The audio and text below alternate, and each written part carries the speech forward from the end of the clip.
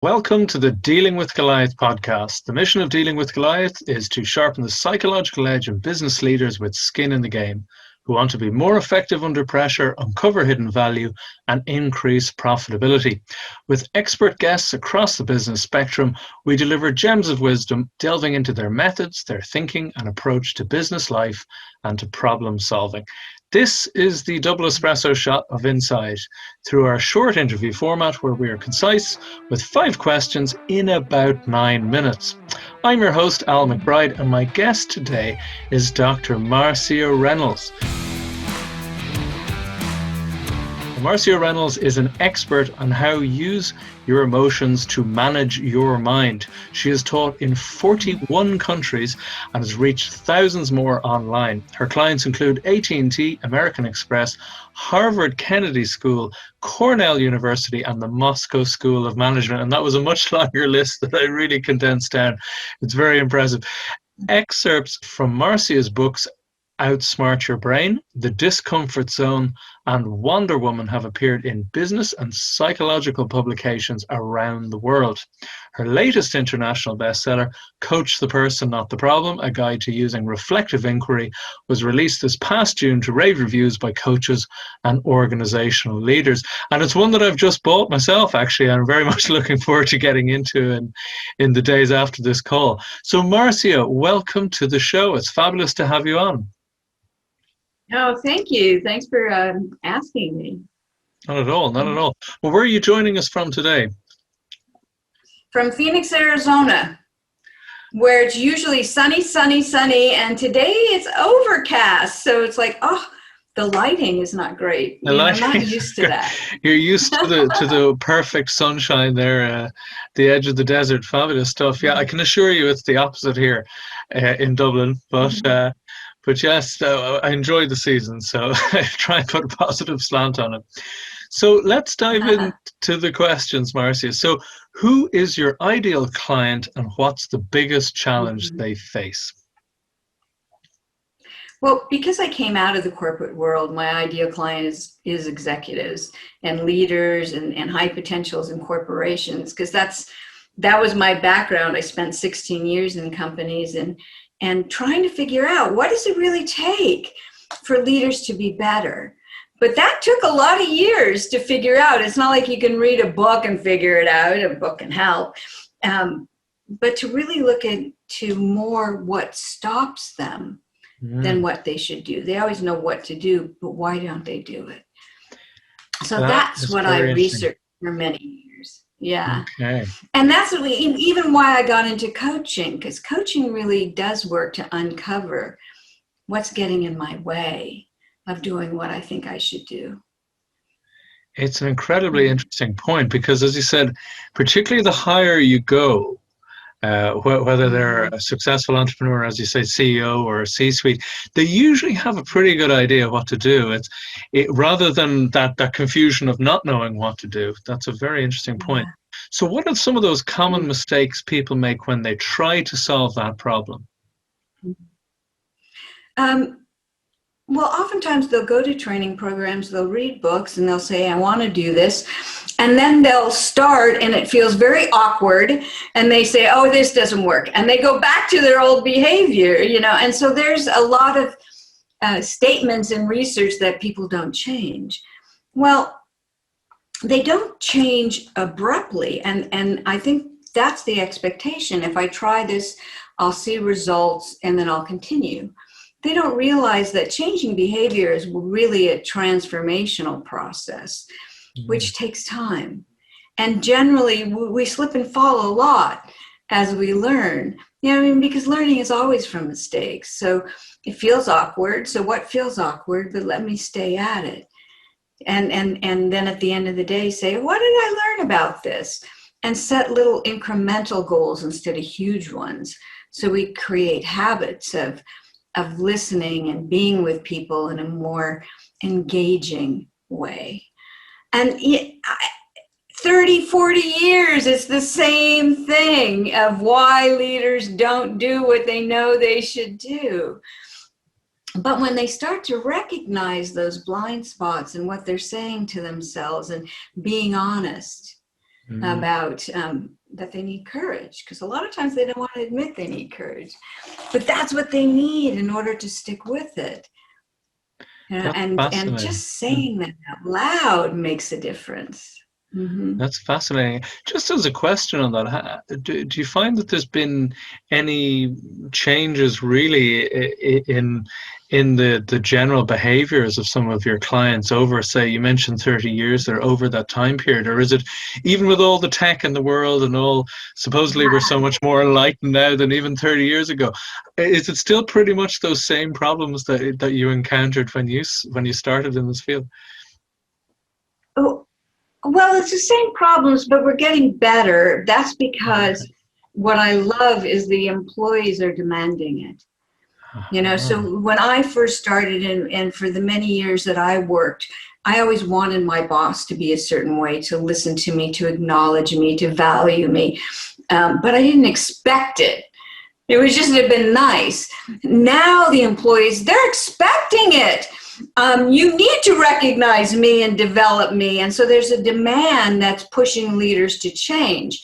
That I've seen, like over the last decade at least, if not 15 years. But then with the pandemic, the push is even more because the emotions are intense. People don't know what they're going through. And I need you as a leader to just listen to me, and help me understand what's going on. So empathy, it's real. Ambiguity, embracing that I don't know what's going to happen, and being able to say that it's now real. It's not just, an abstract thing you learned in a class or read in a book. So what's happening is the employees and the world and life are forcing leaders to become more connected with Right. others, and not just about KPIs and goals. It really is about Exactly. people. That's fascinating that Mm-hmm. it sounds like it's very much in that idea of now everyone's a leader. And as we all know, one of the most difficult management or leadership roles is having to lead upward to someone who's technically in a Yeah. hierarchy above you.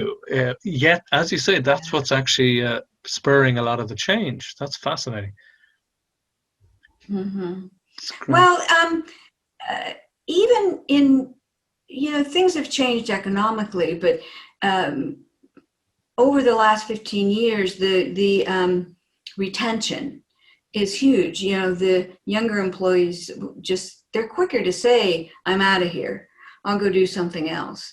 For a long time, certainly my parents were like, no, you have to stay with what you have. And then there was, you develop a career, you stay on one path. Well, that's just not the way it is anymore.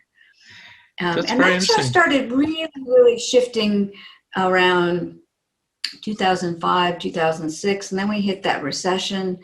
And again, you'd think people would get scared and they'd stay, but they were saying, well, okay, well, now's the time for me to change, and what's my life purpose, and making big changes. And so you can't count on that people are just going to stay out of loyalty or for a paycheck. That's very Yeah. interesting that you've mentioned two opposing ends of changing quickly being a bad thing. As you said, younger generations demanding the change, they're not willing to stay if it's not right. Whereas leaders need to actually lean in and not change what they're trying, what they're experimenting with too quickly. Stay They have with to it. You're give right. it some time in the behavior change. Very interesting. Two different ends of it. Okay. Very good. Well, because if they attempt to change too quickly, it's not sincere, and we know it. Yeah, we have a radar system for what's authentic and what's not. And like, you don't really care about me. You're just pretending. You're just doing the thing that you learned watching that webinar. There's got to be a real sincerity, and we're just really coming to understand the impact of energy exchange between people, of what's going on that's not about the words, and like the presence you bring, even remotely right now, has so much more impact than the words you choose. So that I'm sincere in wanting to know, what is your experience right now? Please help me understand. there has to be a sincerity in that, That's and fascinating. to Yeah. say, I'm working on this, I'm doing the best I can. And hopefully, we're going to establish an even greater relationship in the future. There's an energy we have to bring with those words that people go, yeah, I get it. That's what you want. I want that too. It's So, fascinating. yeah. Yeah, the words have to be coherent with, as you say, the emotional resonance that you're bringing. It has to be in line, doesn't it? Yeah, yeah. Fascinating. So, Yeah, you have to even think before you go into a conversation, what am I feeling right now? And what am I believing about the person I'm about to talk to? Do I feel hopeful? Do I feel, if I'm upset and I'm disappointed, I need to be willing to say, I'm disappointed because you didn't do what you said, and I know you can. And I want for you, to achieve more. So I want to help you. I want to understand what's going on with you and see if we can find a different way forward.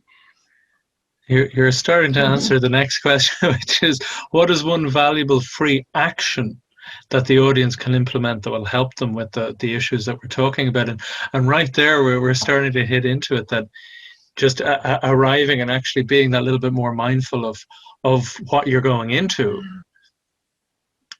Well, especially right now with all that's going on, and there's low levels of anxiety that we're experiencing and just things we don't understand.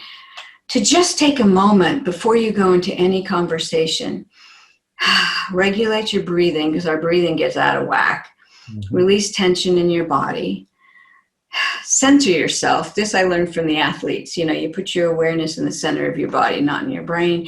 And then choose, this is how I want to feel when I go into this conversation. And it just be one or two things. I want to feel calm and courageous. I want to feel patient and compassionate. Whatever that is, choose it, breathe it in. And if it's just one or two words, if you start to feel off balance in the conversation, you can just say those one or two words to yourself, and you'll come back to that caring, compassionate, connected presence. It's very interesting. Is that how you would set intent as well? Because it sounds like you're setting an emotional intent rather than a specific goal-oriented intent. Right. Yes, we have to set an emotional intention. That's like the first thing. How do I want to feel in this? And then what do I believe in? Do I believe in the person's potential? Because they're going to know whether you believe in them or not. So yes, your emotional intention and your belief, you have to think about that quickly before you enter that conversation. It's a fascinating one. Fascinating one. So what is one valuable free resource that you can direct people to that will help them with this? Well, on my website, covisioning.com, there's a lot of free stuff. Actually, under Discomfort Zone, there's a page of training resources that has videos and things, and there's a secret page.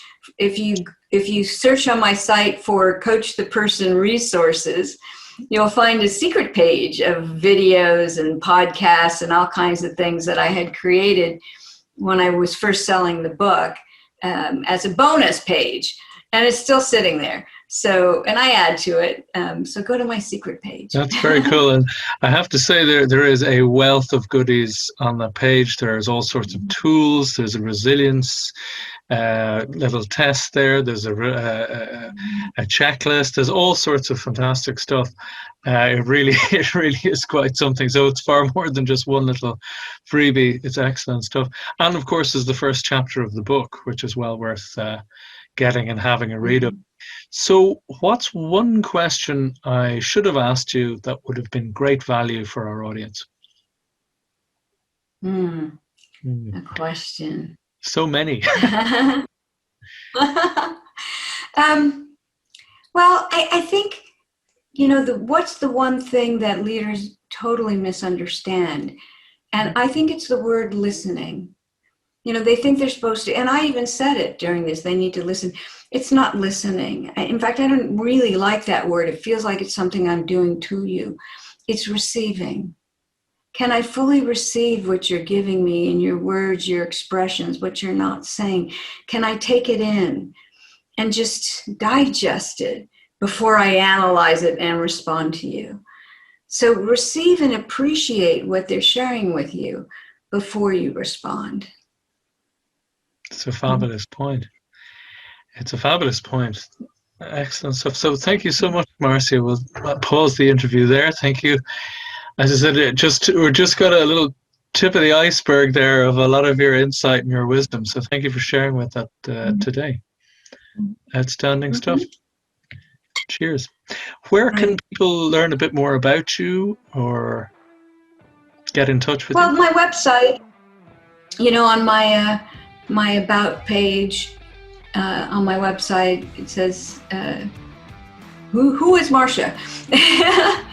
And there's, I talk about it, but, on the website, it shows all the things I do, what I offer, and there's a contact form there as well if they want to reach out to me.